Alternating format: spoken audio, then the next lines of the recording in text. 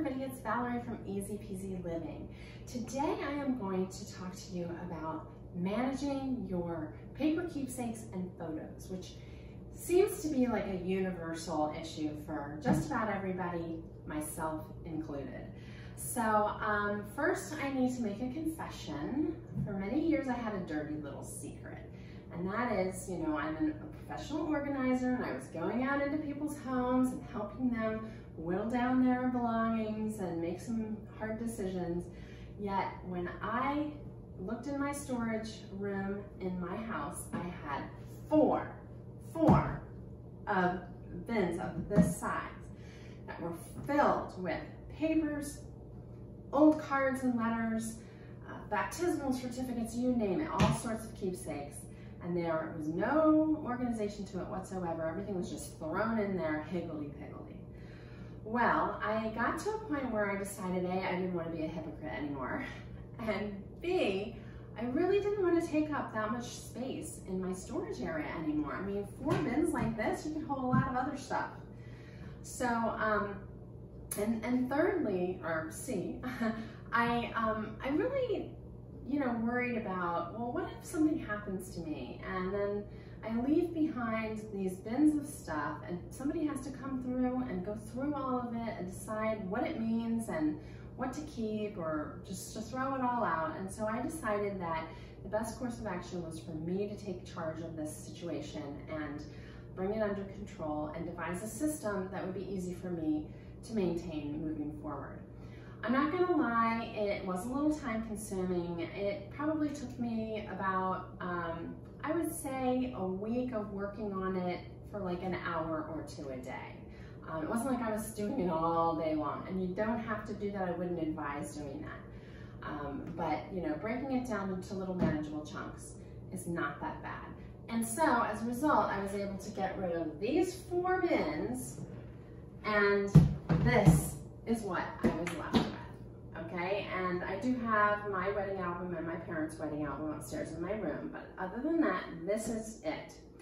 So, and I want to share with you the approach that worked for me. So first of all, I made this into 2 different projects, the keepsake project and the photo project. But since everything was all jumbled together in my bins, I had to go through and separate out first. Then I took the keepsakes and I divided them into piles by person. 1 for my husband, 1 for me, and 1 for each of my children. So I had 4 categories.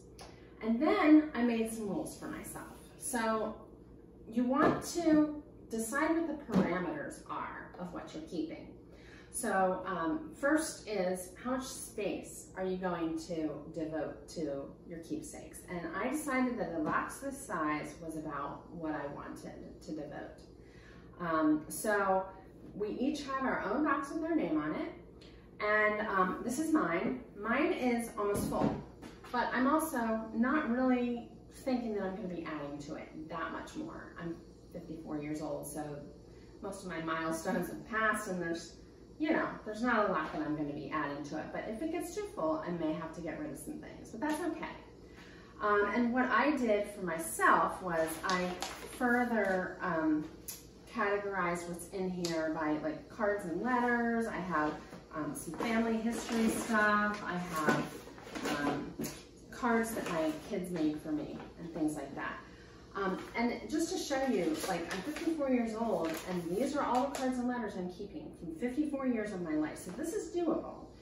And the way that it's doable is that I made some rules, okay? So for cards and letters, they had to be from people that, I wanted to remember, that were meaningful in my life, and they had to contain a personal, meaningful note of some sort. So if it was just, happy birthday, Sharon or whatever, then that didn't make the cut. It had to be something a little more meaningful than that. So that is how I was able to pare it down to this amount. And the other thing that you want to think about is you want to think of this as almost like a time capsule. And this is a legacy that you're passing along to your grandchildren, maybe even your great-grandchildren. What is it that you want them to know about you? who you were as a person. What were the things you achieved in your life? What were the things that were meaningful to you? What are the things, the hobbies and the interests that you had? So for example, in the case of my daughter, she is very musically oriented and she plays the violin, was in a lot of recitals, and so I would keep things pertaining to her music, whereas my son is a prolific writer and a bit of an artist when he was younger, and so I would keep a lot of more of that for him. So those are the things you want to think about as you're doing your keepsakes. So then project number 2 was the photos, and I managed to get all of them in here.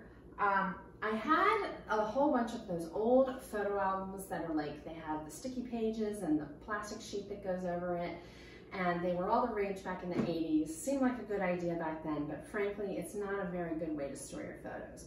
So I ended up taking all the photos out of those albums, and then I also had a big pile of photos that were just thrown into the bin. And so I separated them out. Well, first I went through, and anything that was a duplicate or that had a very similar shot, maybe from a slightly different angle, I just picked the best one. I got rid of things where, you know, someone's face is cut off, or it's overexposed, or it's a picture that I don't even know what I'm looking at. And that actually pared it down by about 50%, which is surprising. And then I got rid of things that just weren't that meaningful anymore. I had a lot of friends' wedding photos where I'm not in touch with the friends anymore, and anyway, they're divorced. So they're probably not keeping their own wedding photos, or maybe they are, but I mean, why do I need to keep those? So, you know, I might have kept a couple photos from a wedding that involved me and friends that I'm, you know, still in touch with, or that still are special in my life, but you know, a lot of those pictures I was able to let go of without too much guilt. So then what I did was I separated the photos into first by event, if I'm able to do that. So like my son's first birthday party, or Christmas 1998, or a trip somewhere. And that took care of a lot of them, but I was still left with a big pile of sort of random, you know, a picture here, a picture there, people from work, you know, a picture that was taken in the dorms in college one night or something. And so for those, I actually just divided them into time periods. So I have growing up childhood, I have high school and college, I have my single years before I was married, and I have my early years with my husband and kids. And fortunately for me, and probably for a lot of you, everything pretty much turned digital after that, so I don't have a lot beyond that. I still need to get little dividers that I'm going to label to put in here for my categories. And in the meantime, I have just done something like this. I've bundled them together. No, this is not the way you want to keep them long term. It's probably not good for your photos to store them this way, but just as a temporary measure, I have a sticky note that has, you know, what this bundle is, so that I can make my little dividers. Okay, so, and one other thing that I want to talk to you about is, when it comes to keepsakes, is just to clarify, the keepsakes that are in my children's boxes are my keepsakes pertaining to my children. But my children have their own keepsake boxes, and this is a really important point.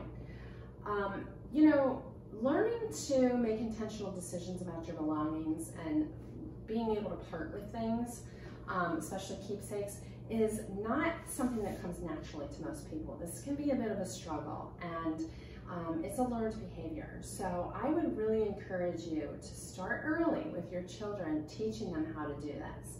And the way that we've done that in my house is that each of my children have their own keepsake box. And this is my son's. The box itself is a bit of a keepsake. He was tasked in first grade with creating an About Me box and to decorate it. So he was really into Minecraft at the time, and this is his box from first grade. He's now 15. He's going into 10th grade. And the kids are allowed to put whatever they want in their boxes. He just went through his. We clean and organize the kids' rooms every summer. And so we just did that process. And this box had been full, mostly of rocks, because he's a boy, and at one point in his life, rocks were a very important part of his life. So he had a lot of rocks in here.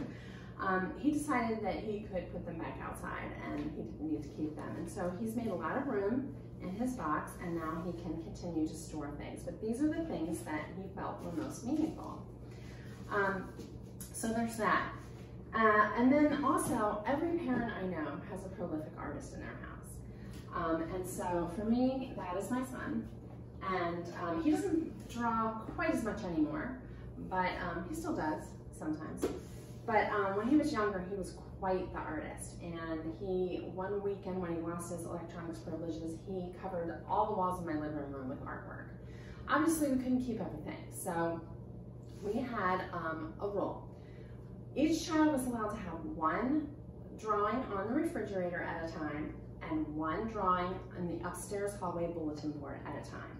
So when they created a new piece of artwork, they needed to choose. Were they going to keep that one and replace one of the others, or were they going to get rid of that one? The other option for him was he had this book, and he was able to fill this book up with his artwork. There's a bunch of things in here. And once it got full, he had to make some decisions. And he doesn't really add to it that much anymore, but he could. And so this has worked really well for him. If you have somebody who's really, really into artwork, then you might want to give them, multiple books, but whatever you decide is a reasonable amount of space that you want to devote to that. The point is that you, in both the Keepsake box and the album, you are having them make the decision. And it actually helps you as a parent to overcome some of the guilt of getting rid of things, because if they are making the decision, they don't want to keep something because it's not meaningful enough to them, then it's probably not something that you should keep, and therefore it lets you off the hook in terms of making that choice for them. And occasionally they'll have things that they wanted to get rid of, but that they were particularly meaningful to me, and so those are the kinds of things that I would put in my box. The last thing that I want to say about keepsakes is that you should treat all of this like think of it as going to a museum. This is the museum of your life. And when you go to a museum, why are you going there to see historic artifacts? Well, you're going because these items are representative of a certain time period. Or they are rare, okay? So less really is more. And when you're deciding what to keep, it should be things that are representative of you or your children, and things that are rare. By not keeping everything, you're making them rare, so they're worth more.